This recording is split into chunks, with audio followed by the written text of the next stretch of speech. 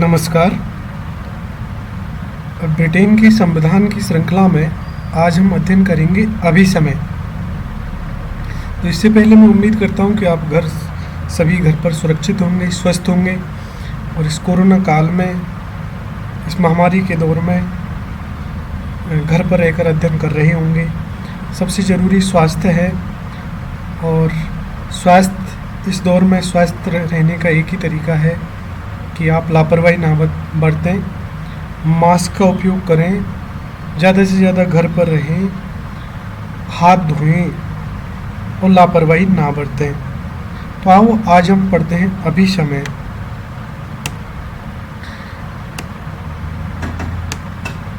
आज हम पढ़ेंगे कि अभिसमय क्या होते हैं, अभिसमयों की क्या क्या विशेषताएं हैं, अभिसमयों के उदय के क्या क्या कारण हैं और अभिसमय और कानून में क्या अंतर है, अभिसमयों का महत्व क्या है और महत्वपूर्ण अभिसमय कौन कौन से हैं या अभिसमयों का वर्गीकरण क्या है। और पढ़ेंगे हम कि अभिसमयों का पालन क्यों किया जाता है। तो सबसे पहले देखते हैं कि अभिसमय क्या होते हैं। डाइसी ने बहुत ही सुंदर बात की कि अभिसमयों को संवैधानिक परंपराएं भी कहते हैं। यानी डाइसी के अनुसार अभिसमय संविधान की परंपराएं हैं।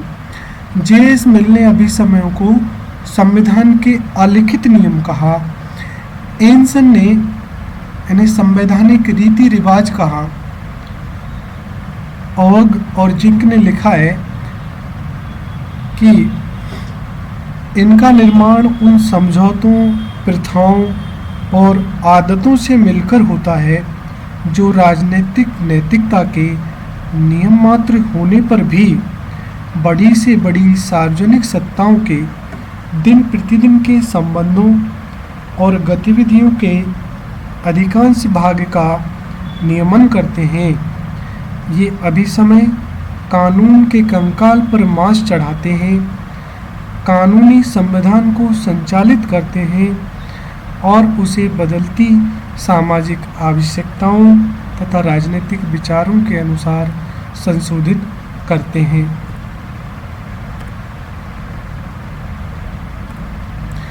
इस प्रकार आप देख सकते हैं कि उपर्युक्त परिभाषाओं से अभिसमयों के क्या अर्थ निकलते हैं।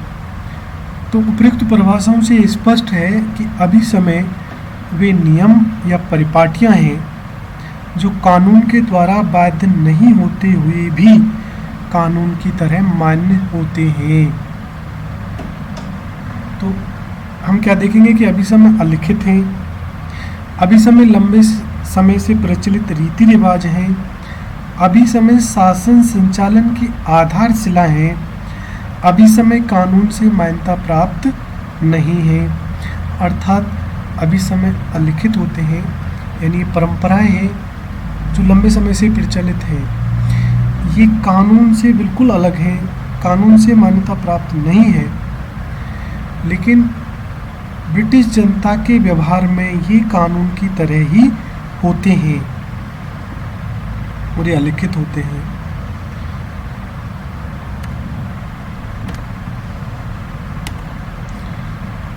अभिसमयों की विशेषताएं। अभिसमयों का स्रोत प्रथाएं होती हैं। अभिसमयों का पालन उनकी उपयोगिता के कारण किया जाता है और अभिसमय कानून के समान पवित्र। आओ विस्तार से इन पर प्रकाश डालते हैं। अभिसमयों का स्रोत प्रथाएं। अभिसमयों का स्रोत संसद की विधि निर्मात्री शक्ति ना होकर प्रथाएं हैं। धीरे धीरे प्रयोग और व्यवहार में आते आते कुछ प्रथाएं प्रशासन के दैनिक संचालन के लिए अनिवार्य हो जाती हैं। तब ये वैधानिक परंपराओं या अभिसमयों का रूप ले लेती हैं। तो इन प्रथाओं के बारे में हम जब अभी ब्रिटेन के अभिसमयों का वर्गीकरण पढ़ेंगे तो उन उदाहरणों को देखेंगे कि कौन कौन सी प्रथाएं अभिसमयों के रूप में स्थापित होती चली गईं।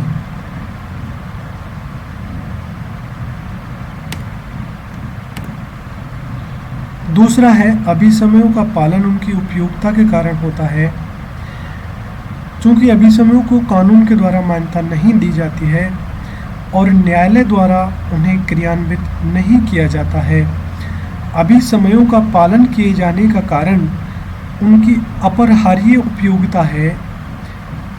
एक लंबे समय से धीरे धीरे प्रयोग में आते आते अभिसमय ऐसी उपयोगिता शक्ति प्राप्त कर लेते हैं कि जनमत उनकी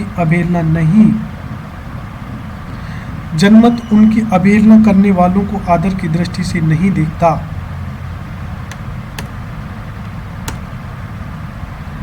तीसरा, कानून के समान पवित्र। समय के साथ साथ अभिसमय उसी प्रकार से पवित्र स्थान ग्रहण कर लेते हैं जैसे संवैधानिक कानूनों का होता है। अभिसमयों के उदय के कारण पहला है कानूनी संरचना तथा वैधानिक विचारधारा में अनुकूलता स्थापित करने के लिए, क्योंकि ब्रिटेन में कानूनी संरचना अलग है और वैधानिक विचारधारा अलग है। दूसरा है कानूनों की रिक्तता को भरने के लिए, क्योंकि जो कानून बनाए जाते हैं वो हर एक सूक्ष्मता को पूरा नहीं करते, उनमें कोई ना कोई रिक्तता रह जाती है। तो ऐसे में उस रिक्तता को भरने का काम अभिसमय करते हैं। आओ विस्तार से इन पर प्रकाश डालते हैं। कानूनी संरचना तथा वैधानिक विचारधारा में अनुकूलता स्थापित करने के लिए, यदि देश की कानूनी संरचना और तत्कालीन वैधानिक विचारधारा में भिन्नता होती है तथा तत्कालीन वैधानिक विचारधारा में जनता इतनी श्रद्धा रखती है कि कानूनी संरचना को इसके अनुकूल बनाना अनिवार्य हो जाए, तो बहुधा इसे संपन्न करने के लिए अभिसमयों की सहायता ली जाती है। इंग्लैंड की कानूनी संरचना राजतंत्रीय है, क्योंकि वहाँ कानून के हिसाब से सारी शक्ति राजा या रानी में निहित है, जबकि प्रचलित विचारधारा प्रजातंत्रीय है। तो दोनों में अनुकूलता पैदा करने के लिए अनेक अभिसमयों का जन्म हुआ है। जैसे सम्राट किसी बिल को अस्वीकार नहीं करता, क्योंकि वह जनता की संसद द्वारा पारित किया होता है, और इसी प्रकार मंत्रिमंडल लोकसभा के प्रति उत्तरदायी होता है। दूसरा, कानूनों की रिक्तता को भरने के लिए अभिसमयों की उत्पत्ति का दूसरा कारण है कि कभी कभी कानूनों में कोई रिक्तता या विसंगति छूट जाती है, तो उसकी पूर्ति के लिए अभिसमयों या प्रथाओं की उत्पत्ति हो जाती है। अभिसमय और कानून में अंतर है। पहला, अभिसमयों की अपेक्षा कानून अधिक पवित्र होते हैं। दूसरा, कानून का स्वरूप लिखित होता है जबकि अभिसमय अलिखित होते हैं। तीसरा, कानून के पीछे बाध्यकारी शक्ति है जबकि अभिसमयों के पीछे नैतिक शक्ति है। विस्तार से इन पर प्रकाश डालते हैं। अभिसमयों की अपेक्षा कानून अधिक पवित्र। जब कानून किसी विधि निर्मात्री शक्ति की इच्छा का परिणाम होता है, अतः जब परंपरा के पालन का आधार इच्छा होती है, वह कानूनों के पालन का आधार शक्ति, जबकि प्रत्येक अभिसमय के पालन के पीछे अनिवार्य सत्य नहीं जुड़ा होता है। यानी कानून संसद के द्वारा बने हुए होते हैं, उनका पालन बाध्यकारी होता है, जबकि अभिसमय परंपराओं और प्रथाओं से पैदा होते हैं, वो उनके पीछे अनिवार्य नहीं होता। यानी उनका पालन अनिवार्यता के कारण नहीं बल्कि उपयोगिता के कारण होता है।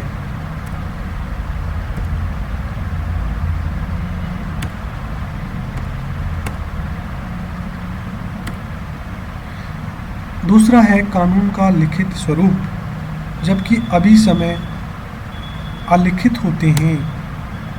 कानून सामान्य रूप से स्पष्ट और सुनिश्चित शब्दावली में व्यक्त होता है, लेकिन अभिसमयों का निर्माण इस प्रकार नहीं होता।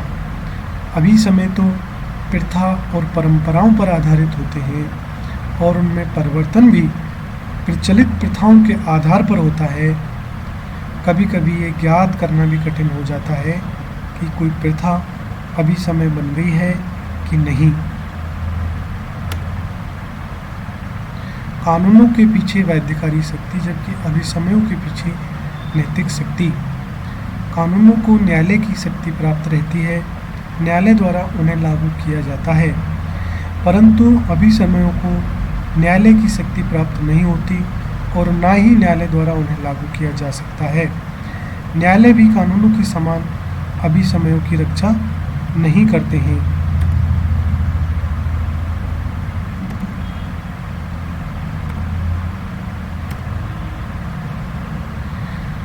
वास्तव में इनके मध्य कोई स्पष्ट विभाजन रेखा खींचना कठिन है। दोनों में उपयुक्त भेद मात्र सैद्धांतिक है।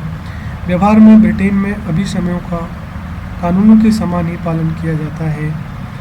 कानून और अभिसमय दोनों ही वहाँ की शासन व्यवस्था के निर्देशक तत्व हैं। दोनों अनेक बार साथ साथ चलते हैं। मूल बात यह है कि दोनों के अनुपालन का आधार भिन्न है। तो इससे स्पष्ट है, चूँकि ब्रिटेन का संविधान अलिखित है। अलिखित होने का कारण ब्रिटेन के संविधान अभिसमयों पर आधारित है और अभिसमय ही ब्रिटेन की संवैधानिक परंपराएं हैं। ब्रिटेन में संवैधानिक अभिसमयों का वर्गीकरण। आओ अब देखते हैं कि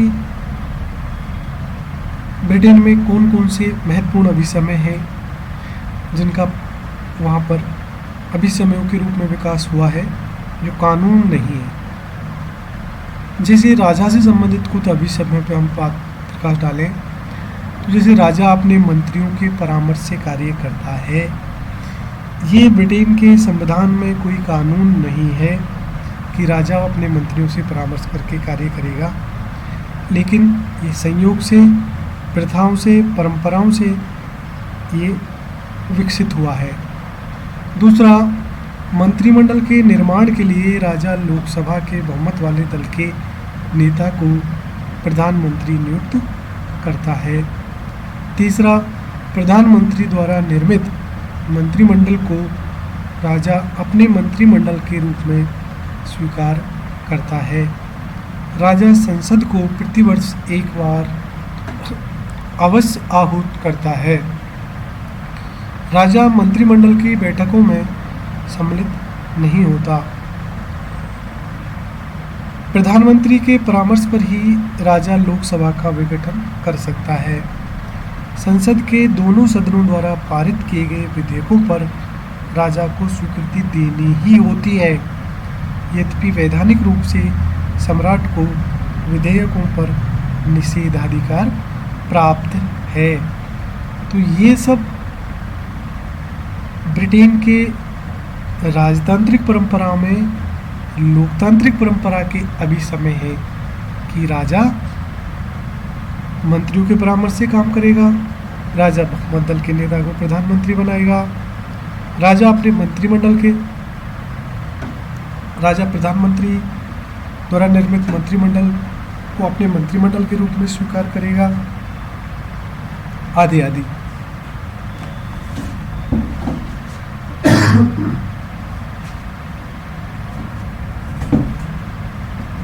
आगे, मंत्रिमंडल से संबंधित अभिसमय। एक अभिसमय के अनुसार सम्राट के मंत्रियों के लिए संसद का सदस्य होना अनिवार्य है। मंत्रिमंडल सामूहिक रूप से संसद के प्रति उत्तरदायी है। मंत्रिमंडल सामूहिक और सम्मिलित उत्तरदायित्व के सिद्धांत के अनुसार काम करता है।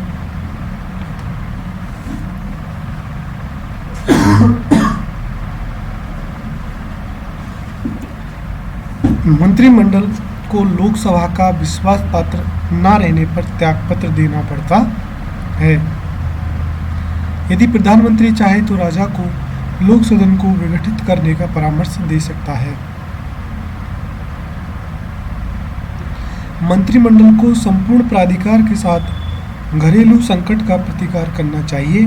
लेकिन उसे तुरंत संसद को आमंत्रित कर उससे मंत्रणा करनी चाहिए। प्रधानमंत्री अपनी सहयोगियों के चुनाव में स्वतंत्र होता है। संसद से संबंधित अभिसमय।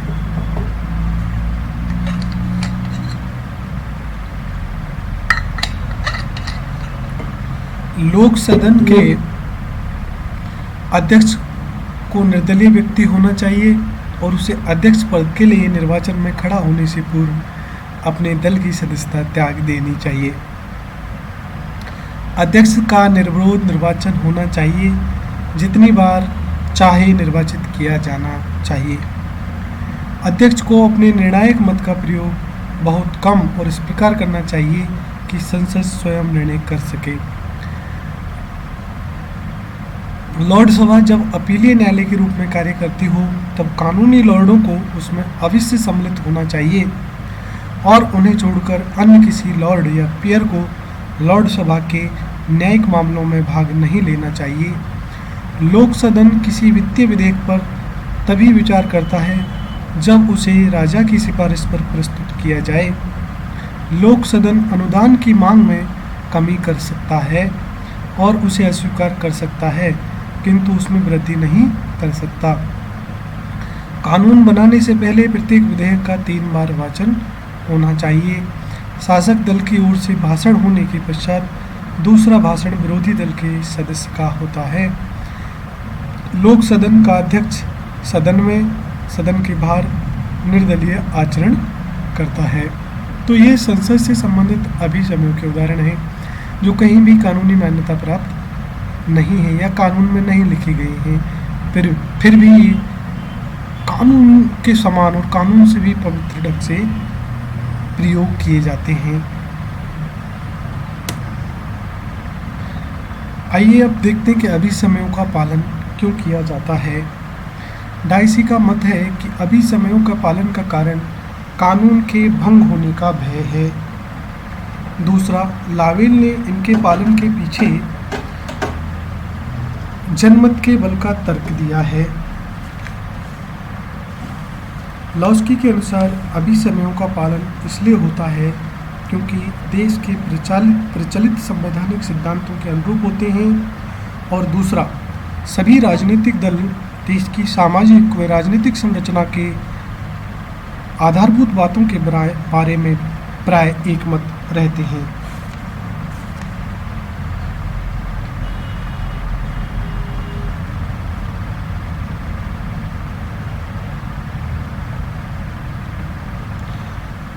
डाइसी कहते हैं कि अभिसमयों का पालन कानून के भंग होने के भय के कारण होता है। इसका मतलब है कि अभिसमय और कानून दृढ़ता से परस्पर संबंध है। किसी अभिसमय के उल्लंघन से किसी न किसी कानून का उल्लंघन हो जाता है या इस उल्लंघन से उसे क्षति पहुंचती है, क्योंकि कानून का उल्लंघन नहीं किया जा सकता। अतः स्वाभाविक है कि अभिसमयों का पालन करना ही पड़ता है। डाइसी के विपरीत लोवेल का विचार है कि अभिसमयों का पालन इसलिए किया जाता है कि उन्हें जनमत का परंपरागत समर्थन प्राप्त है। अंग्रेज लोग अपनी प्राचीन प्रथाओं का आदर करते हैं।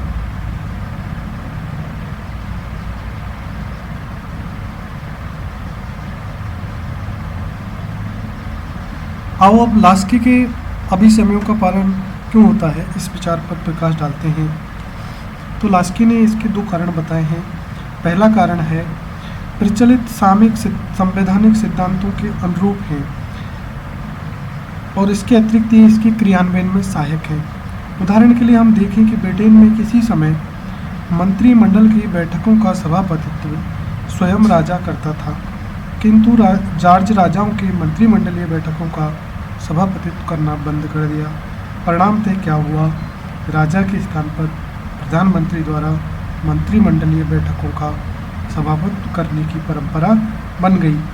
लेकिन लोकतांत्रिक प्रवृत्ति के विस्तार के साथ ये परंपरा राष्ट्र द्वारा पूरी तरह से मान्य हो गई और इसे एक अभिसमय का रूप धारण कर लिया। आज भी ये अभिसमय आदरणीय है। अर्थात प्रचलित सामयिक संवैधानिक सिद्धांतों के अनुरूप होते हैं। इसलिए दूसरा है, लॉस्की के अनुसार अभिसमयों की मान्यता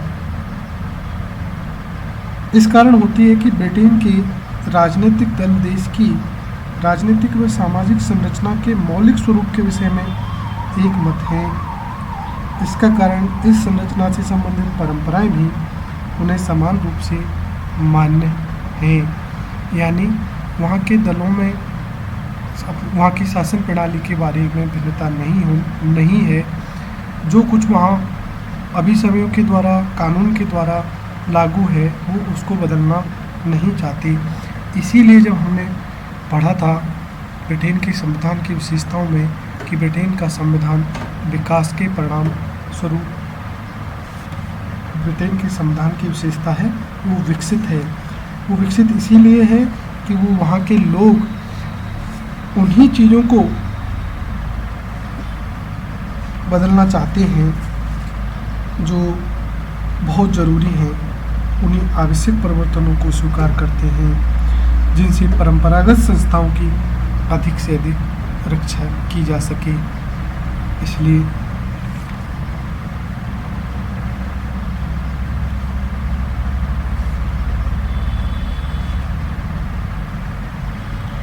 उदाहरण के लिए सभी ब्रिटिश राजनीतिक दल राजतंत्रीय लोकतंत्र में विश्वास करते हैं और व्यक्तिगत संपत्ति की व्यवस्थाओं को ब्रिटिश सामाजिक संरचना के लिए उपयोगी मानते हैं। अतः इन व्यवस्थाओं से संबंधित अभिसमय भी उनके लिए मान्य है। यदि देश की सामाजिक और राजनीतिक संरचना की आधारभूत बातों पर ब्रिटिश राजनीतिक दलों में मतैक्य न होता तो अभिसमयों का पालन संदेहास्पद हो जाता और उनकी पवित्रता अमान्य हो जाती। डाइसी, लोवेल और लास्की के मतों का अध्ययन करने से स्पष्ट हो जाता है कि अभिसमयों के पालन होने के पीछे निम्नलिखित कारण हैं। कहा जा सकता है कि ऐतिहासिक पृष्ठभूमि, चूँकि अभिसमयों के पीछे ऐतिहासिक पृष्ठभूमि रही है, अतः इनके पीछे जनता का स्वाभाविक आकर्षण बना हुआ है। दूसरा है जनमत की शक्ति। इनके पीछे ब्रिटिश जनमत की शक्ति है, अतः कोई भी सरकार इनका ना तो उल्लंघन कर सकती है और ना ही इनकी उपेक्षा। यह अभिसमयों की सबसे बड़ी शक्ति है। तीसरा, कानून के समान ही पवित्र हैं।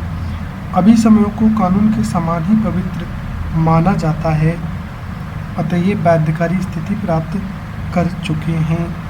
ब्रिटिश जनता के स्वभाव में ये रम चुके हैं। चौथी जो बात है वो है इनकी उपयोगिता। अभिसमयों के पालन का सर्वाधिक शक्तिशाली कारण उनकी उपयोगिता है। वे न केवल वैधानिक शासन और लोकतंत्र के सिद्धांतों से ही संबंध रखते हैं, अब तो वे युक्तियों पर आधारित होते हैं। शासन के सफल और निर्बाध संचालन के लिए यह आवश्यक है कि अभिसमयों का सम्यक रूप से पालन किया जाए। यदि इनका पालन नहीं होगा तो प्रशासन तंत्र अस्त व्यस्त हो जाएगा और शासन संचालन में विभिन्न अवरोध उपस्थित हो जाएंगे। अब देखते हैं कि संसदीय कार्यप्रणाली में अभिसमयों की क्या भूमिका है, अभिसमयों का क्या महत्व है। अभिसमय संविधान को पूर्ण बनाते हैं और व्यावहारिक भी बनाते हैं। ब्रिटिश संविधान में अभिसमयों का महत्व ऐसे है जैसे शरीर में आत्मा जैसा। अभिसमयों के द्वारा ब्रिटिश संविधान के निर्माण में योगदान। हम अभिसमयों की जो भूमिका है उसका पहला जो महत्व है वो है अभिसमयों के द्वारा ब्रिटिश संविधान के निर्माण में योगदान। जब हमें ब्रिटिश संविधान की विशेषताएं पढ़ी थी तो उसमें भी हमें अभिसमय पढ़ा था, और ब्रिटिश संविधान के स्रोतों का जब अध्ययन किया था तो उसमें भी हमने अभिसमय पढ़ा था। तो ब्रिटिश संविधान के महत्वपूर्ण स्रोत अभिसमय होते हैं। ब्रिटिश संविधान की उत्पत्ति बहुत कुछ अभिसमयों से हुई है। इनके कारण उनके विकास को बल मिला है और निरंकुश राजतंत्र वर्तमान लोकतंत्र में बदल गया है। ब्रिटेन में कानून के द्वारा नहीं बल्कि संवैधानिक परंपरा यह अभिसमय द्वारा राजाओं के असाधारण अधिकार धीरे धीरे मंत्रियों और संसद के हाथ में आते चली गई। निरंकुश राजतंत्र का अस्तित्व समाप्त हो गया। दूसरा है अभिसमयों के महत्व का दूसरा, अभिसमयों के द्वारा ब्रिटिश संविधान के क्रियान्वयन में योगदान। जिस प्रकार से ब्रिटिश संविधान के निर्माण में योगदान दिया, उसी प्रकार से ब्रिटिश संविधान के क्रियान्वयन में, व्यावहारिक क्रियान्वयन में भी अभिसमय बहुत ज़्यादा महत्वपूर्ण है। उदाहरण के लिए ब्रिटेन में कुछ ऐसे अभिसमय हैं जो कानूनी संप्रभु और राजनीतिक संप्रभु के बीच सामंजस्य बनाए रखते हैं। राजा कानूनी संप्रभु है और मंत्रिमंडल तथा संसद व जनता राजनीतिक संप्रभु है। कानूनी दृष्टि से संपूर्ण शासन शक्ति राजा में निहित है। कानूनी रूप से राजा मंत्रिमंडल के परामर्श को मानने या संसद द्वारा पारित विधेयकों पर स्वीकृति देने के लिए बाध्य नहीं है। लेकिन यदि राजा विशुद्ध रूप से इस कानूनी आचरण पर चलना शुरू कर दे तो राजनीतिक संप्रभुता से उसका संघर्ष शुरू हो जाएगा। पर ऐसी स्थिति में समाधान का महत्वपूर्ण कार्य आज केवल एक अभिसमय पर आधारित है। वो ये है कि राजा को मंत्रिमंडल का परामर्श मानना चाहिए तथा संसद द्वारा स्वीकृत कानूनों को स्वीकृति देनी चाहिए।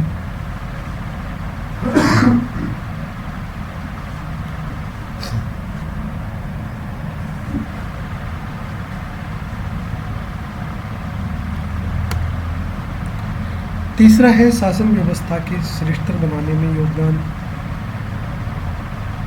जैसे कि प्रत्येक विधेयक के 3 वाचन होते हैं, ये अभिसमय का ही योगदान है। जब हमने संसदीय परंपरा के अभिसमय पढ़े थे तो उनमें यह अध्ययन किया था कि प्रत्येक विधेयक के 3 वाचन होना ये कहीं ब्रिटेन के संविधान में लिखित दस्तावेज नहीं है, बल्कि परंपरा से ही आया है।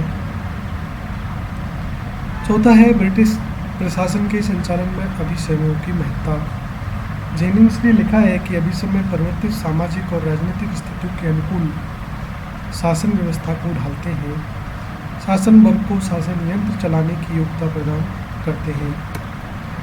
आगे ये अल्पसंख्यकों के संरक्षण में महत्वपूर्ण योगदान देते हैं। अनेक महत्वपूर्ण संवैधानिक परंपराओं का जन्म इनसे हुआ है और विपक्ष की जो महत्वपूर्ण भूमिका है वो अभिसमयों की ही देन है। धन्यवाद। जय हिंद।